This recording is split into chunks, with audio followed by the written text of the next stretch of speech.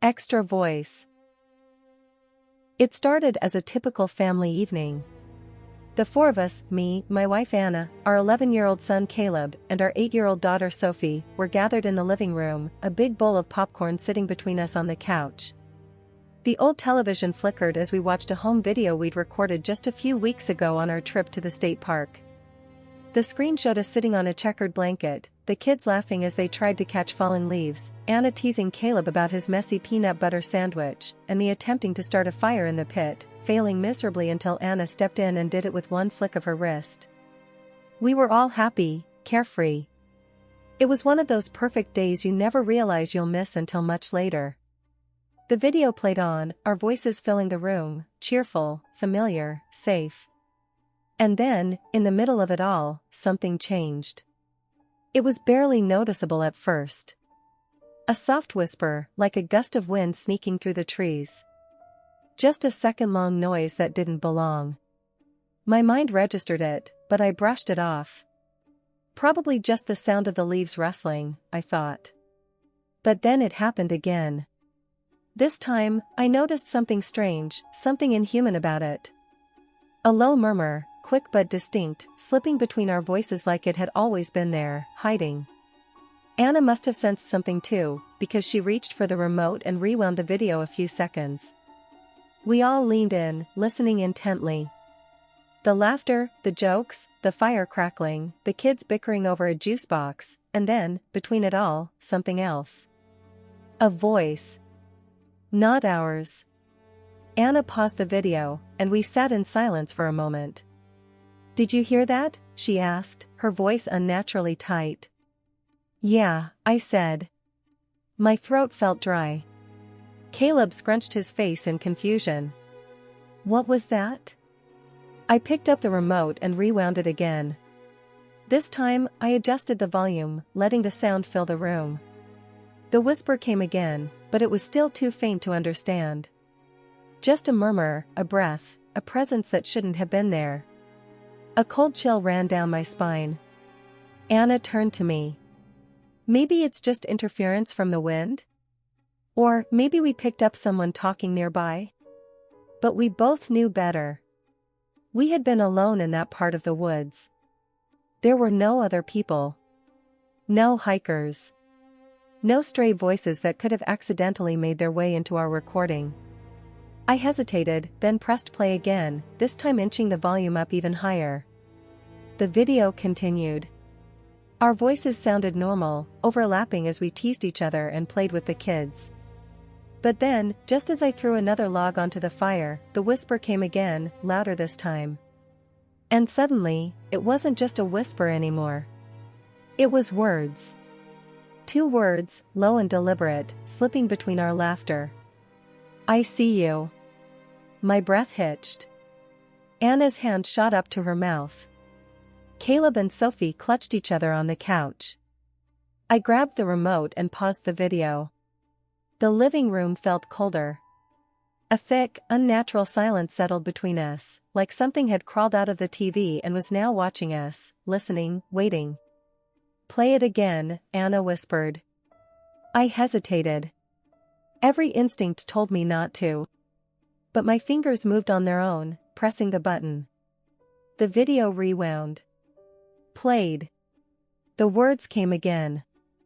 "I see you." It wasn't a glitch. It wasn't interference. It was a voice. A real voice, speaking directly to us.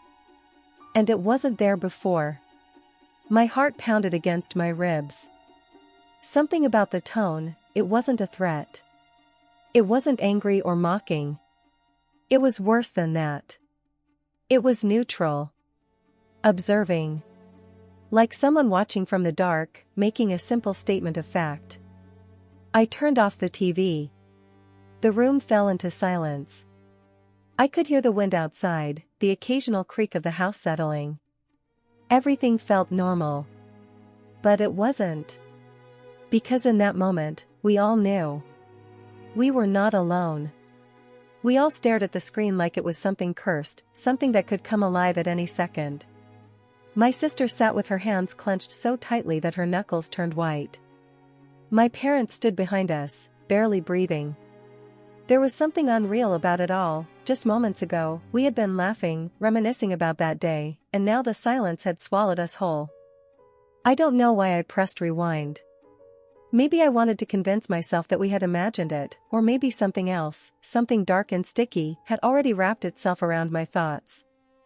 I scrubbed the video back to that exact moment. Once again, our laughter filled the speakers, the wind rustled, a distant car engine hummed. And then, between the words, something slithered in, a crackle at first, then a breath. We all tensed at the same time, hearing it again. I paused the video and rewound it further, turning the volume up. My heart was pounding like mad, and I felt the hairs on my arms stand on end. I focused on the sound that crept between our voices, and this time, it was unmistakable. "I see you." My sister let out a strangled whimper, covering her mouth with her hand. My mom sank into a chair, gasping for breath as if the air had thickened around her. My dad stood frozen, his face unreadable, like he wanted to say something but couldn't find the words. I rewound it again, listening to every second of that eerie recording. The voice didn't belong to any of us. It was male, raspy, whispered, but it didn't have the usual inflection of speech. It was too close. Like whoever spoke was right up against the microphone, far closer than any of us had been. Do you think it's some kind of recording glitch?" my dad muttered, though even he didn't sound convinced. "I don't know." I pressed pause and wiped my sweaty palms on my jeans. "But let's think, could someone have been there with us in the woods that day?"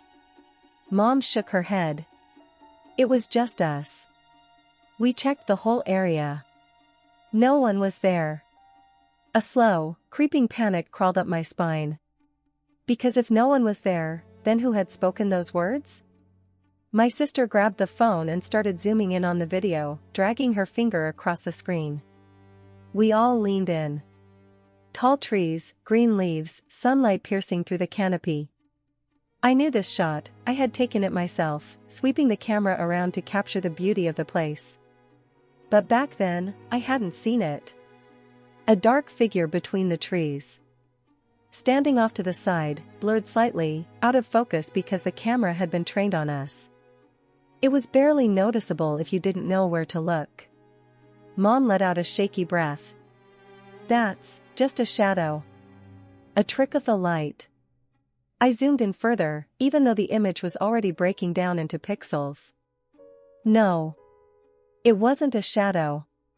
It was a person. Tall. Unnaturally elongated, shoulders hunched in an odd way. And though the face wasn't visible, I felt its stare. "Oh my God," my sister whispered. "He was there." I hit play. The voice slipped through the speakers again. "I see you." And this time, it sounded closer. A suffocating silence settled over the room, thick and heavy, pressing against my ribs like a weight I couldn't shake off. My fingers hovered over the screen, trembling slightly. I didn't want to play it again, but some sick part of my brain insisted, urged me to listen, to make sense of it. My mom sat frozen, her lips parted as if she wanted to speak but couldn't find the words.